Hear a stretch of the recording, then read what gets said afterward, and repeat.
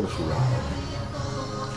Éramos un pequeño grupo de dirigentes, yo considero de gente muy valiosa, que cada quien hizo después en las áreas a las cuales se dedicó, tuvo trayectorias muy interesantes, muy valiosas. Bueno, llegamos a la década, ya estamos llegando al año 2000, con Hugo Chávez de presidente. Yo personalmente, pues, muy opositor desde el mismísimo comienzo de Hugo Chávez. Bueno, participante en todas las marchas, en todas las cosas, 11 de abril, toda esa historia la viví como individualmente muy intensamente, pero no sin vincularme en ninguna organización.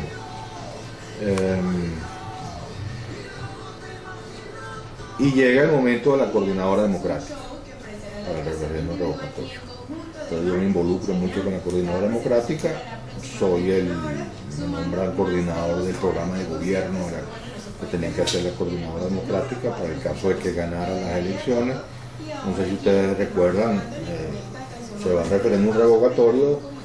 Si el referéndum revocatorio era desfavorable a Chávez, Chávez tenía que dejar la presidencia y venía un gobierno de 2 años, que era el que iba a completar ese periodo.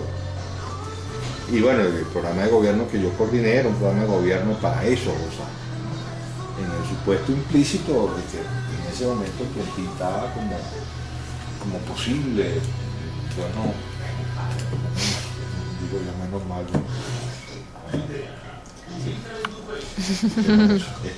hubiera sido Enrique Mendoza, presidente de la República, según todo pintaba.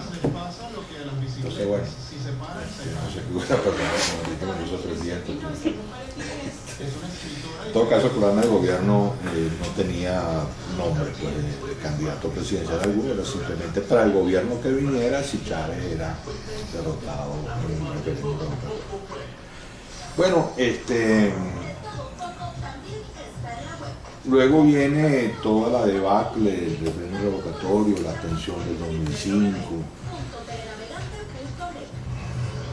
Y de nuevo, que yo vivo personalmente, pues, bueno, primero tienen que tener en cuenta que yo tengo todos los días un programa diario aquí, donde tenemos de oposición permanente al gobierno de Chávez.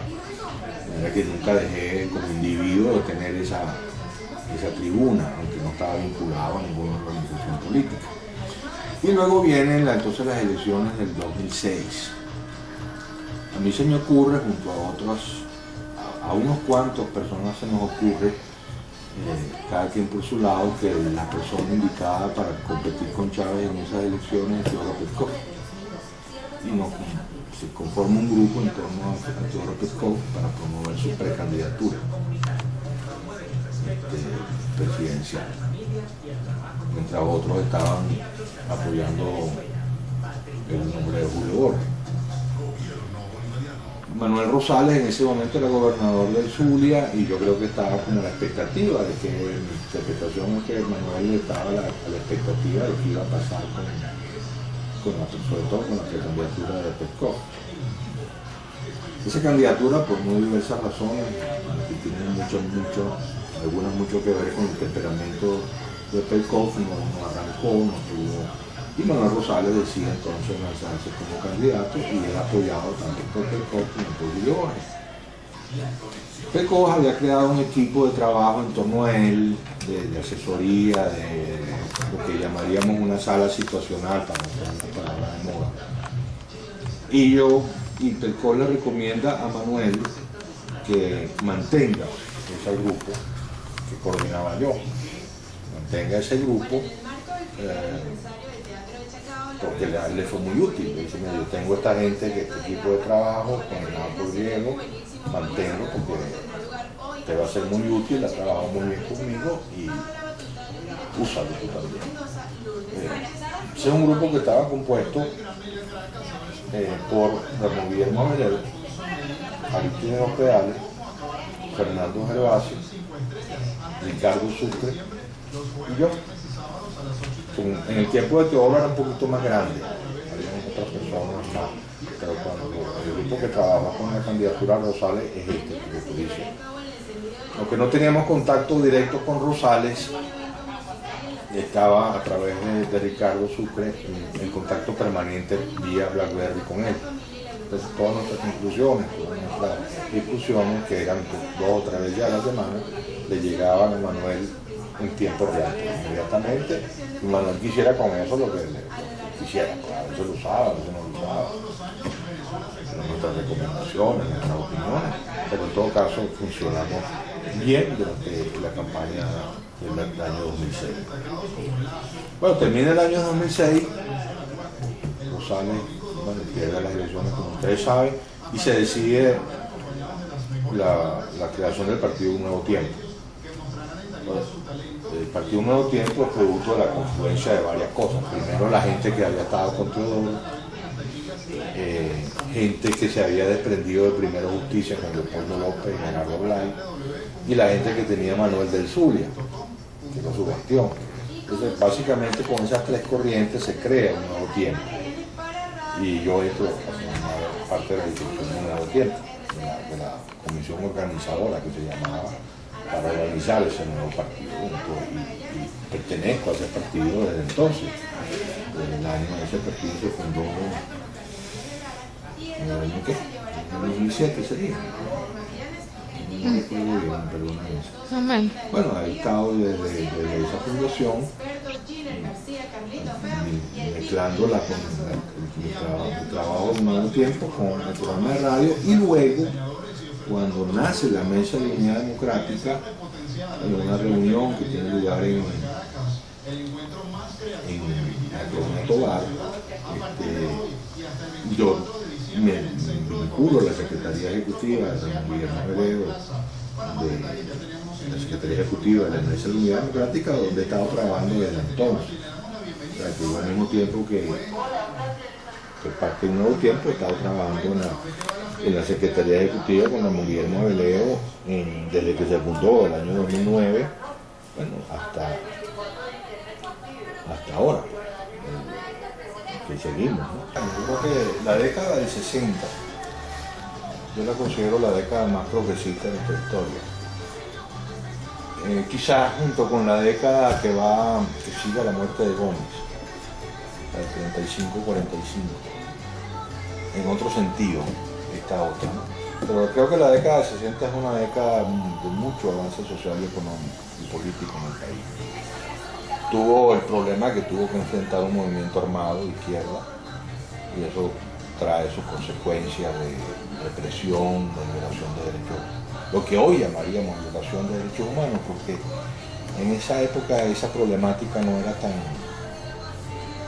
tenía tanto perfil como ahora, ¿no? El tema de los derechos humanos se veía de otra manera, pero de todas maneras fue una década que tuvo ese aspecto que muchos pueden criticar retrospectivamente, pero en términos de avance social, avance económico, crecimiento del PIB, avance en educación, en alfabetismo, índice de mortalidad, índice de mortalidad infantil, todos esos índices convencionales fue una década muy brillante, ¿no? Dirigida por una élite que no hemos vuelto a tener. Ese es otro aspecto, es decir, nosotros en esa década tiene al frente de los partidos políticos una camada de dirigentes de primera categoría. Rómulo Betancourt, Raúl León, Rafael Caldera, Lorenzo Fernández, Roberto Envigado, Fran Prieto, Pompeyo Márquez, bueno, podría Aristides Canavani, Gonzalo Vargas, podría 20 o 30 nombres de primera categoría, que también eso le da a esa década, ese particular realce. Pero yendo a tu pregunta en concreto, la década del 60.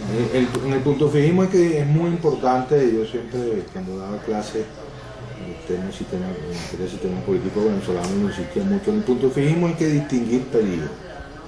Hay un periodo muy brillante que llega hasta parte del primer gobierno de Carlos Andrés Pérez, donde tuvo 15, 18 años, muy bien. Y luego un periodo de declive, de deterioro muy fuerte, que es el que la gente, o sea, que ustedes puedan de repente vivieron, creo que ni siquiera vivieron, pero o del cual han oído hablar.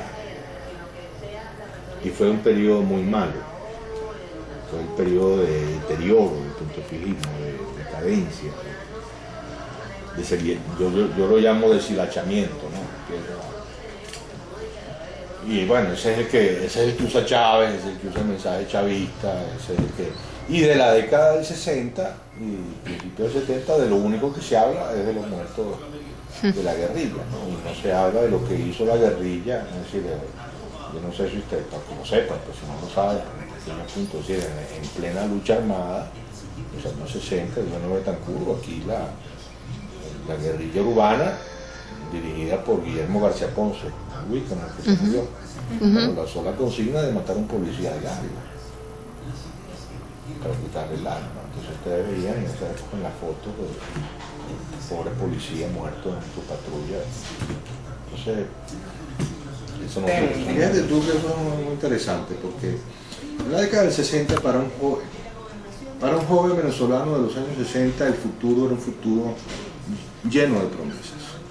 O sea, lo que le esperaba era una vida profesional, de prosperidad, casarse, si era del sector popular, acceder a la clase media y quién sabe si a la clase alta, en términos económicos al menos. O sea, era un horizonte expansivo lo que se le veía, lo que veía una persona como tú en los años 65, a menos que tuviera la guerrilla. Él tenía otro horizonte, pero los guerrilleros fueron muy pocos. Luego, entonces ese no es el panorama que tiene el joven, parece, ¿no? Entonces, al contrario, el mensaje, la tarea de un joven en este momento es luchar por una Venezuela donde eso vuelva a ocurrir. Luchar por una Venezuela donde eso vuelva a ocurrir. Donde los jóvenes del país y todo el mundo del país tenga por delante un horizonte de expansión. Se expande y no lo que vemos que es lo contrario, una cosa que va hacia un embudo. Quisiera el gobierno que fuera hacia un embudo, que todos tenemos que pensar lo mismo, organizarnos en comuna. Entonces el mensaje es luchar porque esa Venezuela vuelva a aparecer, no bajo un esquema punto fijista, porque eso es una etapa superada, eso no vuelve ni debe volver. Eso cumplió su función, fue el momento, fue lo adecuado para el momento. Incluso ya para la década del 80 ya el punto fijismo estaba agotado, hubiera habido que renovar el esquema político y no haberlo hecho es de las cosas que produce el deterioro de los años 80 y los años 90. Pero entonces mi idea sería esa, pues corresponde luchar por volver a abrir la democracia venezolana.